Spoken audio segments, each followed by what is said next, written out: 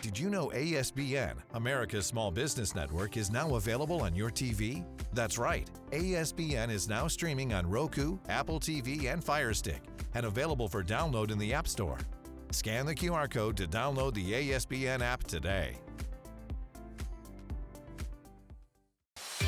Thanks for joining us for another edition of The Small Business Show with Jim Fitzpatrick, exclusively on ASBN.com. Hey everyone, Jim Fitzpatrick. Thanks so much for watching another edition of the Small Business Show, exclusively right here at ASBN.com. According to a 2023 survey by BCG, a consulting group, a growing number of companies are beginning to recognize the advantages of innovation. Imagine that, with 79% raking it among their top three priorities. Joining us today is Lisa Bodell, who's the CEO of FutureThink. It's a great name. An author, he's also a keynote speaker. Lisa has spoken at TEDx events and been featured on CNBC, Bloomberg, NPR, and now ASBN.com. So Lisa, thank you so much for joining us on the show today. Hey, it's great to be here. Thank you for having me. So before we get started today, tell us a little bit about your journey as an entrepreneur and how this got started. Sure. And it's great to meet you and all the people that are listening that I'm sure are also on their entrepreneur journey. Mine was, as I like to say, strategic luck. I've always been a very creative person that likes to make money. There you go. That likes to be very A lot of people strategic. can relate to that, that's for sure. Well, yes, they can. But it's, usually entrepreneurs start out with an idea and then they need to make money on it. Sure. But, interesting, 30, almost 40 years ago, in my case, it wasn't so easy. Those things were different. You either were creative or you made money. Yeah. And so I actually started coming out of business school. I went into advertising. Okay. I'm a recovering ad agency person now, but it was a great experience because I was always the business person in a creative environment. Sure. But I left ad agency worlds because I felt like the only people that were allowed to be creative had to sit in the creative department, and the only people that were allowed to make money on ideas to sit in a business environment. Isn't that So crazy? I Yeah. wanted to teach people, the business of how you can be creative. Mhm. And I started off on my own with a desire to make money in my sleep. I wanted to teach people products and research around creativity. And it was a little early for e-commerce.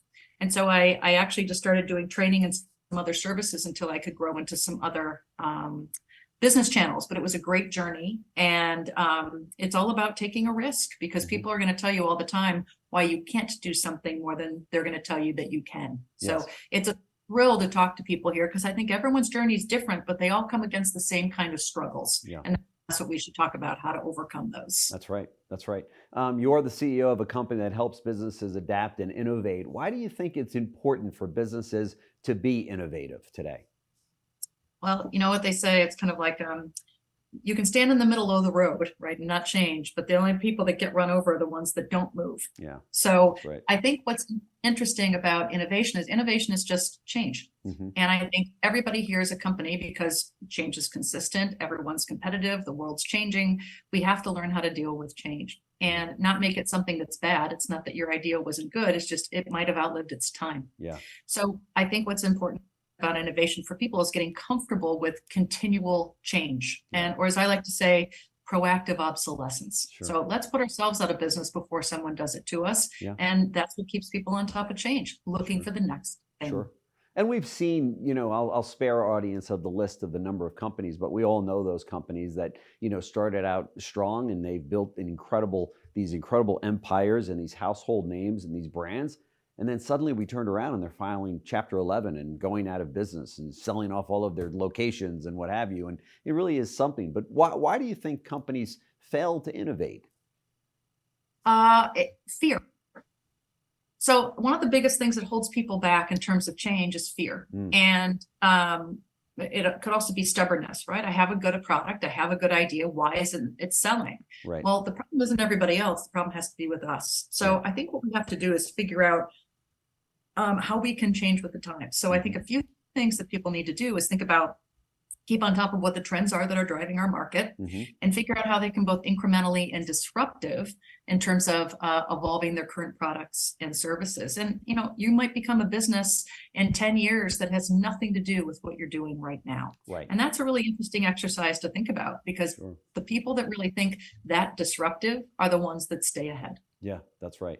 I know that many companies that are out there and business owners that are out there listening are saying, well, how do I get my team to be more creative and to innovate, whether it be on the product or service that we're selling, or maybe just our overall branding? How do you get the team to start thinking that? And does it I would imagine it's got to come from the top down, right? No, not necessarily. Okay. So that's what's really interesting. So, to answer the first question, how do you get your teams to do it? Really what innovation is getting people to embrace change. And what change means is challenging your assumptions around how you work, the work you do, how you spend your time. So if you can create an environment that allows people to feel safe, challenging the assumptions around work, and that might be the process of how work gets done, because that might not be working. It can be the way work is established. It can be the products and services that you sell. As long as people are constantly allowed to challenge the assumptions around how you work, you will be able to innovate. When it's usually the boss that is scared, and they say, just do what I tell you to do. Right. Don't challenge the assumption, just execute. Right. I've been there hundreds of times as an entrepreneur, where I've got these very talented people that we pay very good money for, but then I say, nope, do it my way, and I'm leaving so much on the table. But to some degree, you're right. Like, there has to be execution. Sure. That's true. But that can't be at the expense of ideas. So the best leaders are the ones that allow a healthy balance of both thinking and doing. And I think so much of today has been dominated by thinking and activity, doing and activity versus thinking. And the best companies right now are making sure that they carve out more time for thinking and challenging. And we can talk a little bit about how to do that, because it's not easy. Yeah. No, that's for sure. There's no question about it. What are some of the tips that you have? I mean, we might as well jump right in. Sure. So the tips, it's interesting, because I think when you ask people, what do they spend their day doing? What do you think they say? What do you spend your day doing? Just working. Not thinking. Just working. Exactly. We're always in a reactive mode instead of a proactive mode, just a reactive mode, That. So most people spend their time they spend their time in the work of work. They spend it in meetings and emails. Yep. And that's not why you hire people. You don't hire anyone for the best email they've ever written or the best meeting they've ever run. Right. But that's where they spend their time. That's so right. What we want to do, how they get started, first of all, is we help people better spend their time. And so we get rid of a great boss, a great entrepreneur gives people the power as much to think of new things as to get rid of things. Yeah. So first step in innovation is getting rid of the stuff that is allowing you not to focus on valuable work. So eliminating things. So we teach a lot of people to empower people to eliminate, whether it's meetings, processes, stupid rules, all those kinds of things. Sure. The other thing we tell them to do is be more selfish with their time. I think time's a non-renewable resource, and they're never going to get it back, and we give it away too quickly. Yeah. And so one of the best things that good entrepreneurs do is that they are very selfish with their time, and they learn to time box. So, I work with a lot of people, whether it's in the, within the NSA, within the Navy, within Google, within Lockheed Martin, and they are experts at being able to reduce the context switching and box their time so they are able to focus. So they do all their one-on-ones in the same day. They only do certain types of meetings on Tuesdays and Wednesdays. Their Fridays are left for no meetings. They're finish days. And what that allows a really good leader and entrepreneur to do is focus their time, be able to spend their time on what really matters, and have free time for thinking, because you will not innovate if all you're doing is meetings and emails. Boy, that is so true. There's no question about it. Those are phenomenal tips. I can tell you just from my own experience that I've been an entrepreneur now for 3 decades, and we don't set enough time aside to be innovative and to think about your business and to think far beyond the walls of that business and how you can be better. And therefore, you're not encouraging that either among your team members, right? Well, entrepreneurs like to say yes to everything. That's one of the problems, right? Is that the best entrepreneurs need focus and speed. Yeah. But you can't do that if you're trying to do everything. That's You're right. like, well, I better try it. Being focused on one thing is going to be better than focused on everything. Sure. And so I think there's something ironic about wanting to try everything versus being more selfish with your time. Yeah. And I think that's one of the best things that entrepreneurs can do. They need to define what will they say yes to, what will they say no to. Right. And if they're not the boss, What will they say yes if to? That's right. It's okay to put conditions around your time. So that's a great thing for people here to start to try and do. What will you say yes to and what will you say no to? Let me ask you this question. I don't have this in my notes, but while you're speaking about this just came up. How do you let an associate or a team member down when they come into your office or they share an idea in a conference room among the rest of the team that you know in your heart of hearts we can't execute right now on this great idea, okay? But they're all gung-ho and they're very enthusiastic about it. Maybe they even have a couple of other team members that are as well. But you know that either A, from a budgetary standpoint, we can't do it, or there's too many other initiatives we're working on that are bigger at this time. Sometimes it appears to me that those team members start to go, oh, I'm never going to come up with another good idea because he or she never listens to me. They never do what I recommend. That's right. They don't. So one of the things about creating a culture of innovation is being able to not just challenge assumptions, right? That's taking away fear and creating a safe environment, but also making sure that when you ask people for ideas, how you respond to them. Because I don't think we realize how much we resist change. Right. And so we have a technique called PPCO. Okay. Very simple. And I encourage it for leaders, bosses here with their teams. PPCO is a technique that allows you to keep ideas alive. Okay. And what that does is PPCO stands for pluses, potential, concern, and overcome. And what I mean by that is what you want to do is start out by saying, plus, hey, this is what I really like about the idea. And even if it's a terrible idea, I love that you came to me with this idea and you're thinking about X. Potential is I could see where this could go, or what little nugget of that idea is good. My concern is, and these are things you should think about, and how I would overcome it is X, Y, Z. And part of that overcome would be, you know what?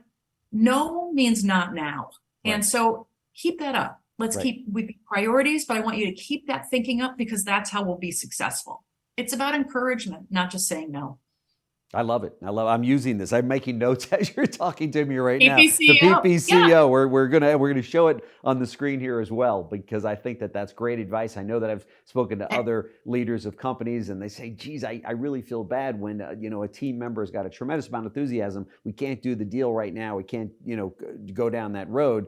But it just kind of deflates that team member to say, that's it. I've come up with my idea and they didn't execute on it. So. I have to give credit to Roger Firestein. He's the head of the CPSI, which is the Creative Problem Solving Institute in Buffalo. And they're a big group around innovation. And that's one of their techniques that they came up with that we've worked with on them because it's very positive in terms of keeping an idea alive as well as giving people feedback. It's a great feedback technique as well. Sure. Hey, before we close out today's session, I appreciate all the time that you've given us here at the show. Yeah. Very much appreciated. Any final thoughts for the business owners and entrepreneurs that you're speaking to today on this topic? Yeah.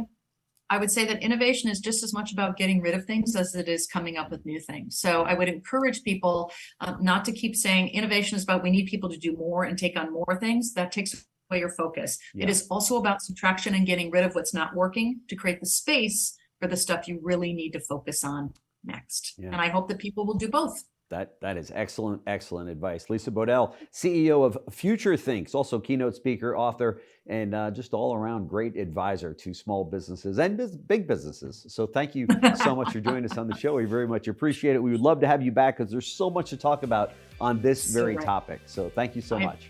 I really appreciate it. Thank you for being so professional with it. It was a great time. Great. Thank you. Thanks for joining us for another edition of The Small Business Show with Jim Fitzpatrick, exclusively on ASBN.com.